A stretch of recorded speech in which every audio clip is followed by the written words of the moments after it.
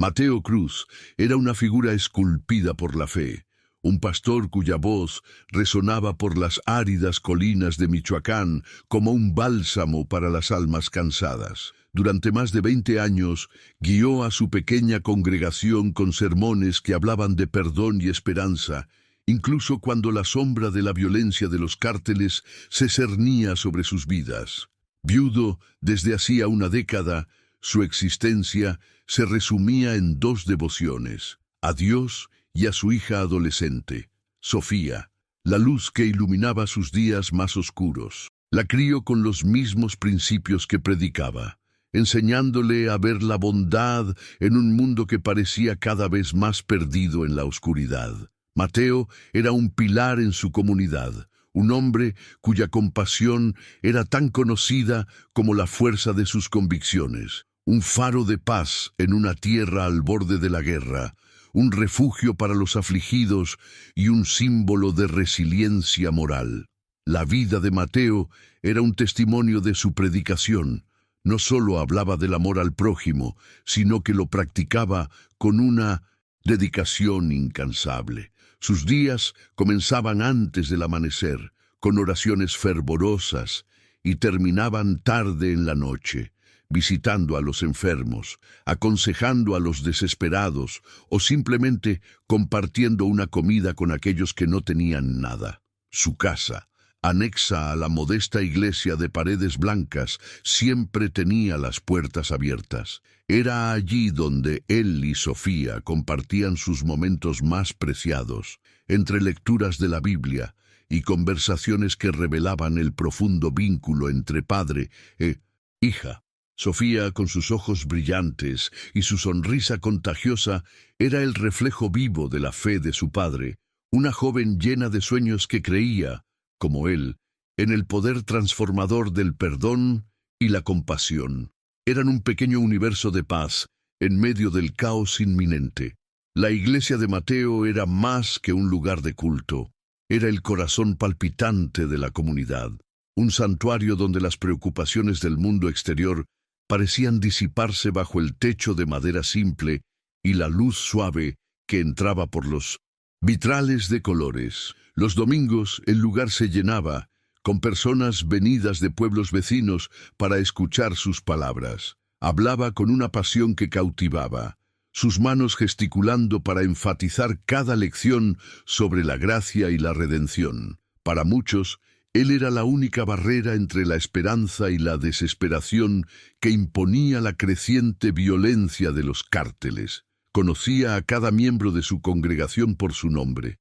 Compartía sus alegrías y, más a menudo, sus dolores, ofreciendo consuelo espiritual en un lugar donde la justicia terrenal era una promesa vacía y lejana. Su relación con Sofía trascendía la de padre e hija. Era una asociación de almas. Él veía en ella la bondad de su difunta esposa y la promesa de un futuro mejor. Las noches estaban llenas del sonido de su risa mientras cenaban o del silencio compartido de quienes se entienden sin necesidad de palabras. Él le enseñó a tocar la guitarra y a menudo sus suaves melodías acompañaban los himnos en la iglesia. Sofía era su ancla, la prueba viviente de que la gracia divina se manifestaba en las cosas más simples. Le preocupaba el mundo en el que ella crecía, un mundo manchado por la codicia y la crueldad, pero su fe lo mantenía firme. Creía que, mientras estuvieran juntos, protegidos por su fe, ningún mal podría verdaderamente alcanzarlos. Era una convicción que lo definía. El paisaje de Michoacán, con su belleza rústica y sus parajes desolados, servía como un telón de fondo constante para la dualidad de la vida de Mateo. Las mismas montañas que ofrecían vistas deslumbrantes al amanecer escondían los campos de amapola y las rutas de tráfico que alimentaban la guerra invisible. Mateo conocía esa realidad. Escuchaba los susurros temerosos de sus fieles, las historias de desapariciones y extorsiones. Aún así, se negaba a ceder al miedo.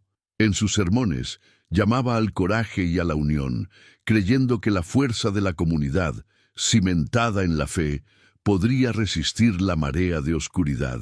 Era un optimista terco, un hombre que elegía ver la luz incluso cuando las sombras se volvían más densas y amenazantes a su alrededor. Su predicación sobre poner la otra mejilla no era solo una cita bíblica, era un principio vivido.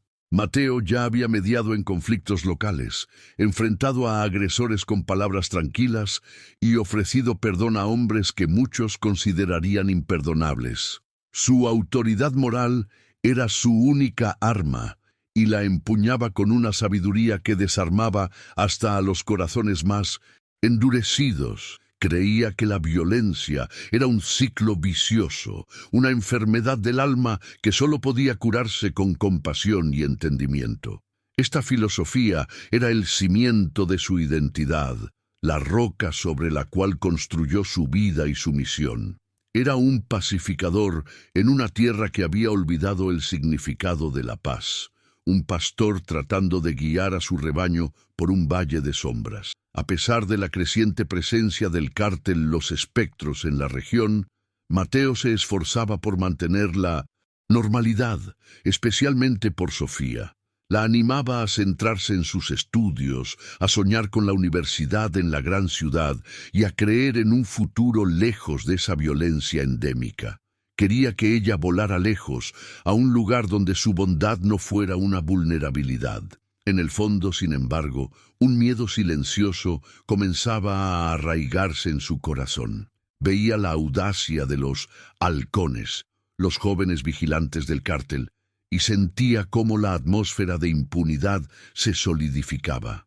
Con cada sirena lejana, con cada historia de horror susurrada, la grieta en su armadura de fe se profundizaba, casi imperceptiblemente.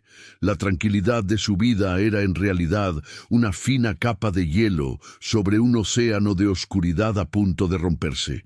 La comunidad lo veía como inquebrantable, pero en sus oraciones nocturnas, Mateo le confesaba a Dios sus ansiedades. Rezaba por la protección de su hija, por sabiduría para guiar a su gente y por fuerza para no sucumbir a la desesperación que veía en los ojos de tantos. La imagen de Sofía, con su inocencia y su futuro brillante, era lo que lo impulsaba. Ella era su propósito, su mayor bendición, y sin que él lo supiera, el punto de equilibrio de su universo. Un equilibrio que estaba a punto de ser destrozado de forma brutal e irrevocable, arrastrándolo a un abismo del cual jamás regresaría siendo el mismo. La ruptura ocurrió una tarde de martes, bajo un cielo de un azul indiferente. Sofía no volvió de la escuela. El pánico inicial de Mateo, una ola fría que le recorrió la espina dorsal, dio paso a una búsqueda frenética. Recorrió el camino que ella hacía todos los días, gritando su nombre, su corazón martillando contra sus costillas con cada rostro desconocido, cada puerta cerrada. Las horas se arrastraron, transformando la luz del día en un crepúsculo morado y ominoso. La comunidad se unió a él, linternas cortando la creciente oscuridad, pero la noche solo trajo un silencio pesado y el eco de su propio miedo. La ausencia de Sofía era un agujero negro que se tragaba toda esperanza, un vacío que comenzaba a absorber la esencia misma de la fe que había predicado toda su vida. La tranquilidad de su existencia había sido destrozada, y el sonido ensordecedor de ese estallido era todo lo que podía oír. A la mañana siguiente, la realidad se presentó en forma de una llamada anónima y una exigencia de rescate. La voz al otro lado era fría, desprovista de cualquier emoción, detallando una suma imposible y una amenaza brutal. Eran Los Espectros. El nombre flotó en el aire como veneno.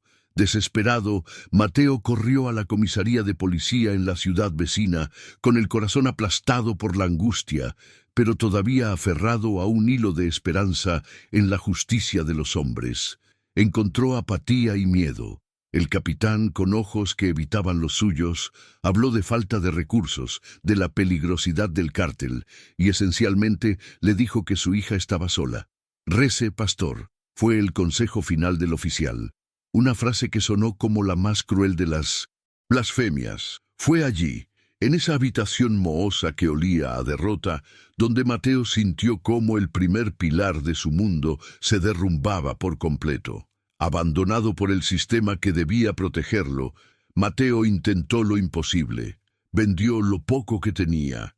Pidió donaciones a su empobrecida congregación, humillándose en el intento de reunir el dinero del rescate. Cada moneda representaba un pedazo de su dignidad, cada billete una súplica silenciosa. Pero era inútil. Los espectros no eran negociadores, eran segadores.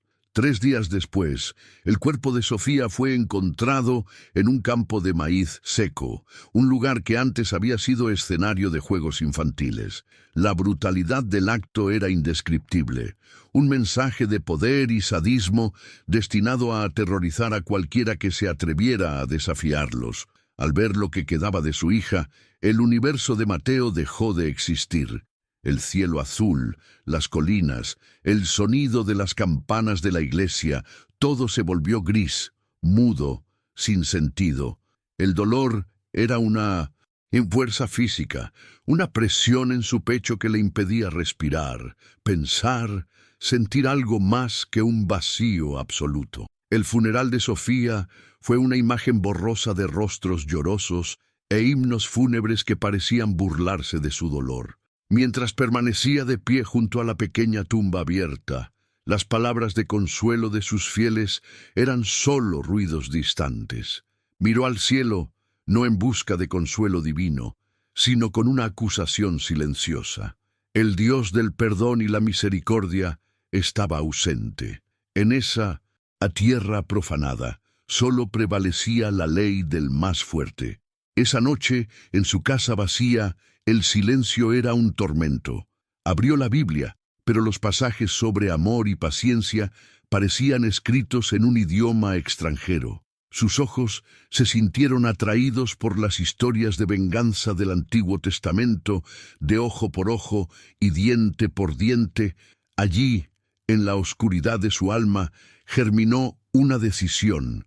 Si la justicia de los hombres era corrupta y la justicia de Dios silenciosa, entonces Él mismo sería el instrumento del juicio. Esta fue su última oración, un pacto sombrío sellado en el altar de su fe destruida. De rodillas, no para pedir perdón, sino para rogar por fuerza, Mateo Cruz, el pastor, murió. En su lugar se levantó algo nuevo. Algo forjado por el dolor y el odio más puros. Ya no buscaría la justicia, pues la justicia había fallado. Él entregaría la retribución. Se convertiría en el miedo que los hombres malos sentían en la oscuridad. Cazaría a cada uno de los responsables, desde el más bajo de los sicarios hasta el líder que se escondía en las sombras. A partir de ese momento, su Biblia sería su guía, no para la salvación, sino para la condenación. Cada versículo sobre ira y castigo sería su justificación. La transformación estaba completa. El pastor se convertiría en el justiciero, y su nueva parroquia sería el infierno que crearía en la tierra para los asesinos de su hija. La cacería de Mateo comenzó de forma cruda y desesperada, impulsada por una furia ciega. Su primer objetivo fue un informante de bajo rango del cártel, un joven conocido como el Chacal, cuyo nombre le arrancó a un adicto endeudado mediante amenazas que sonaron extrañas en su propia boca. Lo acorraló en un callejón sucio, con el corazón latiendo descontroladamente, las manos temblando mientras sostenía un viejo revólver que había comprado en el mercado negro. El enfrentamiento fue torpe, patético. El Chacal se rió de él, del padrecito jugando a ser hombre. Pero cuando el joven mencionó el nombre de Sofía con una sonrisa desdeñosa, algo dentro de Mateo se rompió. La vacilación se evaporó, reemplazada por un hielo cortante. El primer disparo fue ensordecedor y la brutalidad del acto lo dejó sin aliento. cubierto por la sangre de su primera víctima y por el peso de un alma irrevocablemente manchada. Sobre el cuerpo, todavía temblando, dejó un trozo de papel arrancado de una Biblia de bolsillo. En él estaba escrito Ezequiel 25:17, y ejecutaré en ellos grandes venganzas con reprensiones de furor, y sabrán que yo soy el Señor cuando haga mi venganza en ellos. Este acto, nacido de un impulso febril, se convirtió en su firma macabra. La noticia se extendió como la pólvora. Un asesino que citaba las Escrituras andaba suelto. La prensa, que inicialmente lo trató como un simple ajuste de cuentas, pronto se dio cuenta del patrón. Elena Morales, una periodista de investigación de un periódico de la capital, fue la primera en conectar los puntos. Intrigada por la extraña combinación de teología y violencia, viajó a Michoacán, olfateando la historia que podría definir su carrera, sin imaginar que estaba a punto de sumergirse en el abismo del alma de un hombre roto. Mateo aprendió rápido. El dolor y el odio eran maestros despiadados. Se dio cuenta de que la fuerza bruta no era suficiente. Necesitaba ser más inteligente, más rápido, más cruel que sus enemigos. Pasó a observar, a estudiar las rutinas de los miembros del cártel. Aprendió a moverse en las sombras, a usar el terreno a su favor, transformando el paisaje rural que antes era su hogar en su campo de caza personal. Su apariencia cambió. El hombre de ropas sencillas y semblante sereno dio paso a una figura demacrada, con ojos hundidos que ardían con una intensidad febril. Abandonó su casa, su iglesia, y pasó a vivir como un fantasma, durmiendo en graneros abandonados y comiendo lo que podía encontrar, alimentado solo por su sed de venganza y los recuerdos de su hija. El segundo objetivo fue un ejecutor del cártel, un hombre brutal, responsable de docenas de muertes. Mateo lo siguió durante días, aprendiendo sus hábitos, su arrogancia, su guardia baja. La ejecución fue metódica, fría. Le tendió una emboscada en un camino de tierra desierto, usando la oscuridad de la noche como su aliada. Esta vez no hubo vacilación. La violencia se convirtió en una segunda naturaleza, un lenguaje que ahora hablaba con fluidez. Con cada hombre que mataba, se alejaba más del pastor que había sido. Los recuerdos de sus sermones sobre el perdón lo atormentaban durante las largas y solitarias noches.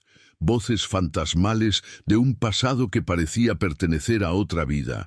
Estaba en guerra no solo con el cártel, sino con los escombros de su propia conciencia.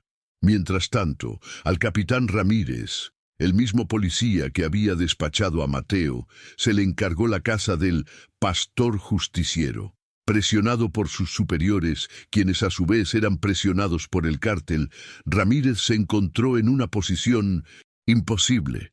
En secreto, entendía la furia de Mateo. Él mismo era un hombre honesto, frustrado por la corrupción que paralizaba su departamento y permitía que monstruos como los espectros actuaran con impunidad. Cazar a Mateo era cazar la consecuencia directa de su propio fracaso, de su propia impotencia. Esta dualidad lo consumía, transformando la investigación en un complejo juego de ajedrez moral, donde no estaba seguro de si realmente quería capturar al hombre que estaba cazando, o si, en el en fondo lo apoyaba. La leyenda de Mateo Cruz crecía con cada nuevo cuerpo encontrado con un versículo bíblico. Para la población aterrorizada, se convirtió en una figura ambigua. Algunos lo veían como un monstruo, un asesino tan cruel como aquellos a quienes cazaba. Otros, sin embargo, lo veían como un ángel vengador, el único que traía algún tipo de justicia a una tierra abandonada por Dios y por el Estado. En las cantinas y en los mercados, su nombre se susurraba con una mezcla de miedo y reverencia. Se había convertido en un mito, un fantasma que castigaba a los malos. Esta notoriedad era un arma de doble filo. Inspiraba miedo en sus enemigos, pero también intensificaba la cacería impulsada por las autoridades y por el propio cártel. que ahora ofrecía una recompensa sustancial por su cabeza. Elena Morales, en su investigación, comenzó a desenterrar la podredumbre que infestaba la región. Descubrió el alcance de la infiltración de los espectros en la policía, la política y la economía local. Cuanto más profundo cavaba, más simpatía sentía por la causa de Mateo. Publicó una serie de artículos que exponían la corrupción y pintaban un retrato complejo del pastor justiciero, no como un psicópata, sino como un síntoma de un sistema en colapso. Sus reportajes la pusieron en la mira del cártel, pero también la acercaron a la verdad sobre Mateo. Buscaba un encuentro, una entrevista que pudiera revelar al hombre detrás de la leyenda, sin darse cuenta de que al hacerlo se estaba convirtiendo en una pieza en el tablero de su juego mortal. Uno de los momentos más difíciles para Mateo fue el reencuentro con Isabela, una anciana que había sido una de las fieles más devotas de su iglesia.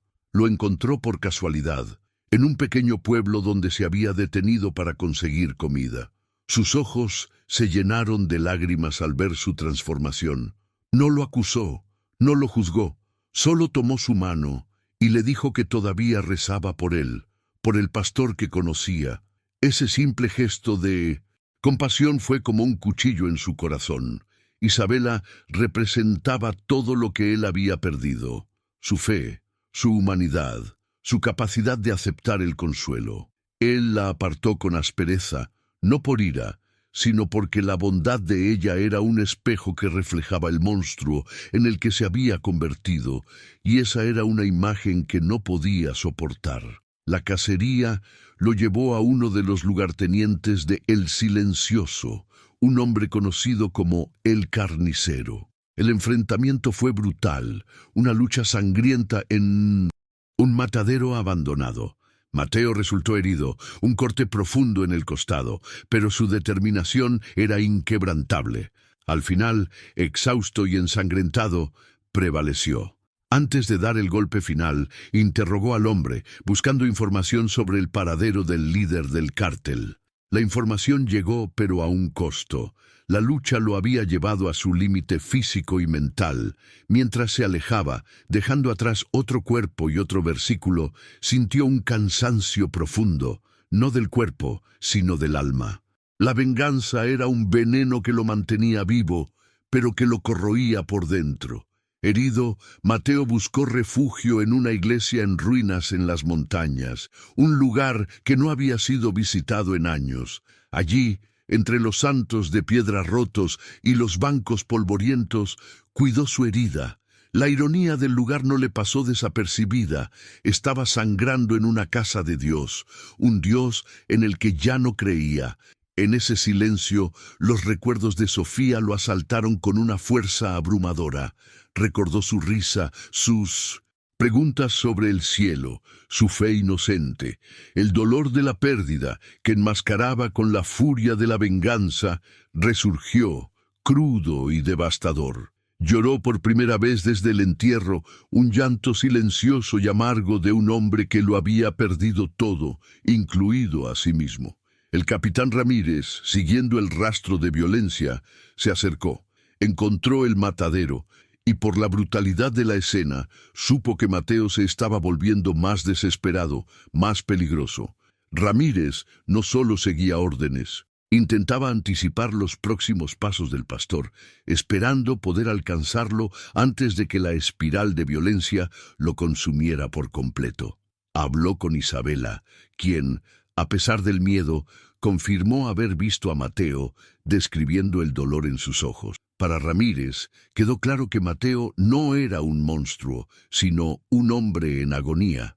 Esto hizo su misión aún más conflictiva. Necesitaba detener la matanza, pero arrestar a Mateo parecía una traición a una forma distorsionada de justicia que él mismo, en sus momentos más oscuros, deseaba. Elena Morales, usando sus fuentes, consiguió una información crucial: el nombre de un político local que servía como fachada para las operaciones de lavado de dinero de El Silencioso. Sabía que publicar esta información la convertiría en un objetivo directo, pero también era la única manera de sacudir la estructura de poder del cártel. Tomó una decisión arriesgada. En lugar de publicar, usaría la información como cebo para intentar un contacto con Mateo, creyendo que él era el único que podía actuar. Dejó un mensaje codificado en un anuncio de periódico, una apuesta peligrosa que podría llevar a su muerte o a la historia más grande de su vida. Era un paso sin retorno, una inmersión en la oscuridad junto al mismo fantasma que investigaba. Mateo, recuperándose en su iglesia abandonada, vio el mensaje de Elena. Entendió el código, una referencia a un himno que solía cantar. La desconfianza inicial dio paso a la curiosidad. Sabía que ella era periodista, pero sus artículos demostraban una comprensión de su causa que nadie más parecía tener. Necesitaba información y ella parecía tenerla. Acordó un encuentro, eligiendo un lugar neutral, un cementerio antiguo al atardecer. La decisión de confiar en alguien, aunque fuera mínimamente, fue el primer desvío de su camino solitario. Era un riesgo calculado, pero sabía que para llegar a El Silencioso ya no podía actuar completamente solo. La guerra requería aliados, incluso los más improbables. El encuentro fue tenso. Las siluetas de Mateo y Elena se recortaban contra el cielo anaranjado, entre las lápidas desgastadas por el tiempo. Ella le entregó un dossier con todo lo que había descubierto, detallando la red de corrupción que protegía a El Silencioso. Sus miradas se encontraron, y ella vio en él no un monstruo, sino un abismo de dolor. «¿Por qué me estás ayudando?», preguntó él, su voz ronca por el desuso. «Porque nadie más hará justicia por tu hija. Porque mi hermano también fue llevado por ellos», respondió ella, revelando por primera vez su motivación personal. En ese momento se forjó una frágil alianza, no basada en la confianza, sino en un luto compartido y un enemigo en común. Con la información de Elena, Mateo planeó su siguiente ataque, el más audaz hasta entonces. Apuntó al brazo financiero del cártel, un contador que operaba encubierto en una empresa de exportación. El objetivo no era solo matar, sino quemar el dinero, cortar la fuente de poder de El Silencioso. La operación fue meticulosa, demostrando su evolución de un vengador pasional a un estratega letal. Se infiltró en el edificio durante la noche, un espectro silencioso moviéndose por los pasillos. El ataque fue rápido y preciso, terminando con un incendio que consumió millones de dólares del cártel y dejó otro cuerpo con un versículo bíblico, esta vez de Proverbios: «Las riquezas de vanidad disminuirán». El golpe financiero enfureció a El Silencioso. Por primera vez, el líder del cártel, que siempre había operado desde las sombras, sintió la amenaza de forma personal. Dobló la recompensa por la cabeza de Mateo y ordenó una cacería humana despiadada, movilizando a docenas de sus mejores sicarios. La violencia en la región escaló a niveles sin precedentes. Inocentes quedaron atrapados en el fuego cruzado y el terror se convirtió en la atmósfera constante. La guerra de un solo hombre de Mateo se había transformado en una guerra total, arrastrando a toda la comunidad al vórtice de su venganza. El peso de estas consecuencias comenzó a recaer sobre él, añadiendo otra capa de tormento a su ya torturada alma. En medio de esta escalada ocurre un momento de profunda reflexión, un giro interno, escondido, escuchando en una radio vieja las noticias sobre las represalias del cártel contra civiles. Mateo se enfrenta a la monstruosidad de su cruzada. Se ve en el espejo de un fragmento de vidrio y apenas se reconoce. Es aquí donde se vuelve hacia adentro, cuestionando su camino. «¿Me he convertido en aquello que cazo?», susurra al vacío. La venganza, que era su combustible, ahora parecía solo otra forma de destrucción. Piensa en detenerse, en desaparecer, pero la imagen de Sofía, brutalmente asesinada, resurge en su mente, más nítida que nunca. Es en ese instante que la acción decisiva se manifiesta. El dolor reaviva la llama, entiende que no puede parar, no hasta que la cabeza de la serpiente sea cortada. La decisión de continuar, ahora no por pura furia, sino por una resolución fría y calculadora, solidifica su propósito. Sabe que su alma está perdida, pero quizás, al destruir a El Silencioso, pueda evitar que otras Sofías tengan el mismo destino. Es una justificación frágil, pero es todo lo que le queda.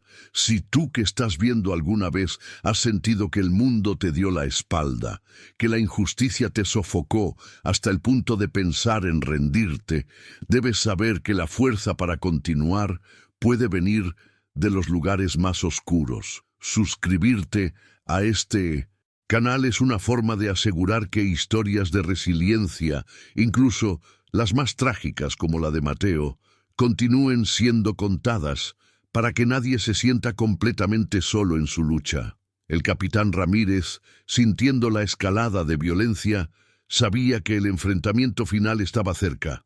Concentró sus recursos no en cazar a Mateo directamente, sino en intentar predecir el objetivo final, El Silencioso.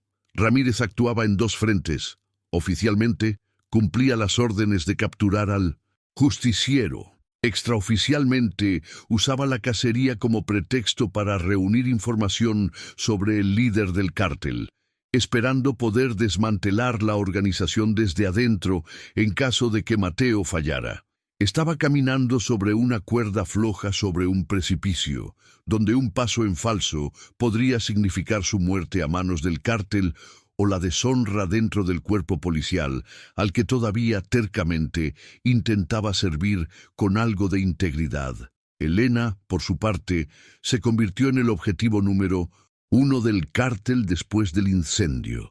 Se vio obligada a esconderse, moviéndose constantemente, pero no dejó de trabajar. Se comunicaba con Mateo a través de mensajes secretos, funcionando como sus ojos y oídos, una operadora de inteligencia en su guerra solitaria. Su relación, nacida de la tragedia, se convirtió en una dependencia mutua. Él era su arma para obtener justicia. Ella era su conexión con el mundo, la única persona que entendía la totalidad de su misión. El peligro constante y la causa compartida crearon un lazo extraño e inquebrantable entre la periodista y el fantasma que ella había ayudado a crear. Mateo, con la ayuda de Elena, comenzó a eliminar sistemáticamente el círculo de protección de El Silencioso. Cada muerte era una pieza de ajedrez retirada del tablero acercándolo al rey. Se convirtió en una fuerza de la naturaleza, un rumor, un susurro de muerte. Sus métodos se volvieron más sofisticados. Usaba el miedo como su arma principal, manipulando a los miembros del cártel unos contra otros, creando paranoia y desconfianza dentro de la organización. Ya no solo estaba matando hombres, estaba diseccionando la estructura misma del cártel, cortando sus tendones, uno por uno, con la precisión de un cirujano y la furia de un dios vengativo del Antiguo Testamento. El penúltimo paso lo llevó a un enfrentamiento directo con el jefe de seguridad de El Silencioso, un exmilitar sádico. La batalla se libró en los pasillos de un hotel de lujo, donde el cártel mantenía una de sus bases de operaciones. Fue un choque brutal de táctica y fuerza, donde Mateo tuvo que usar toda su astucia para sobrevivir. Salió victorioso, pero las cicatrices físicas y emocionales se profundizaron. Antes de morir, el jefe de seguridad reveló la ubicación del santuario de El Silencioso, no por miedo, sino por arrogancia, creyendo que el pastor se dirigía a una muerte segura, una trampa final de la que no escaparía. La información era lo que Mateo esperaba. El Silencioso se escondía en un lugar que era la mayor de las blasfemias, una profanación de todo lo que una vez fue sagrado para Mateo. El líder del cártel había transformado una antigua y abandonada catedral en la cima de una montaña en su fortaleza personal. El lugar del enfrentamiento final estaba decidido. No sería solo una batalla por el cuerpo, sino por el alma. Un choque entre el hombre que perdió la fe y el demonio que se deleitaba con la ausencia de ella. Mateo sabía que subir esa montaña era su último viaje. Podría no bajar vivo, pero se aseguraría de que el silencioso lo encontrara en el infierno. El capitán Ramírez, a través de un informante, también descubrió la ubicación de la fortaleza. Se encontró ante la decisión de su vida: seguir el protocolo, llamar a refuerzos y arriesgarse a que el silencioso escapara gracias a sus contactos en la policía, o ir solo, con la esperanza de interceptar a Mateo y quizás enfrentar al líder del cártel él mismo en un intento desesperado por restaurar algo de orden. Eligió un tercer camino, fue al lugar, pero con la intención no de arrestar, sino de ser testigo, de asegurarse de que, de una forma u otra, la justicia o la venganza finalmente se cumpliera. Elena, al enterarse del inminente enfrentamiento, sintió un escalofrío. Su viaje con Mateo había llegado a su fin. Le había dado las herramientas para la venganza y ahora solo podía esperar. Se preparó para escribir el último artículo, la conclusión de la saga del pastor justiciero.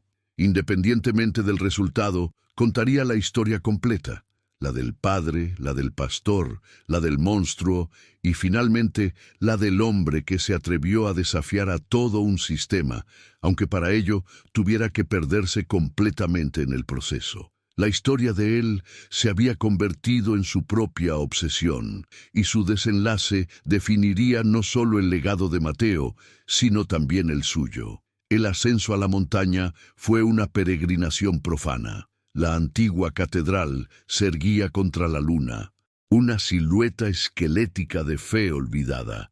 Mateo entró no como un fiel, sino como un ejecutor. El interior era una visión del infierno.